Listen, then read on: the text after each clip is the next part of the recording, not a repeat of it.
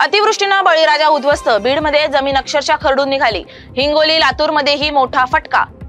सांगोला तालुक्यात ढगफुटी, शेकडो घरांमध्ये पाणी शिरलं, शेती पिकांचंही नुकसान.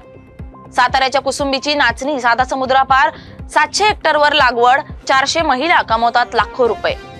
पंचनामे करण्याचे आदेश दिलेत. नुकसानग्रस्त शेतकऱ्यांना शासन मदत करणार. महाराष्ट्राच्या अतिवृष्टीबाबत कृषी मंत्र्यांचं मोठं वक्तव्य. धाराशिवमध्ये तुफान पाऊस, सोयाबीन शेतीला तळ्याचं स्वरूप, शेतकरी संकटात. इथेनॉलमुळे साखर कारखाने संकटात, उत्पादनात होणार घट, 40,000 कोटींना फटका बसण्याची शक्यता. म्हाडा तालुक्यात पुराचा शेती पिकांना मोठा फटका. आमदार अभिजित पाटील शेतकऱ्यांच्या बांधावर पंचनामे करण्याचे निर्देश. महाराष्ट्रात युरियाचा साठा संपत आलाय. कृषी मंत्र्यांचं JP नड्डा यांना पत्र. केंद्राकडे तातडीची मागणी. नाशिकमध्ये अतिवृष्टीने शेतीचं प्रचंड नुकसान, 4,000 हेक्टरवरील पिकं बाधित, शेतकऱ्यांच्या डोळ्यात पाणी, सरकारकडून मदतीची प्रतीक्षा. अतिवृष्टीचा दणका, बळीराजाला फटका, पिकात छाती एवढं पाणी. सोलापूर जिल्ह्यातील हजारो हेक्टर शेती पाण्याखाली.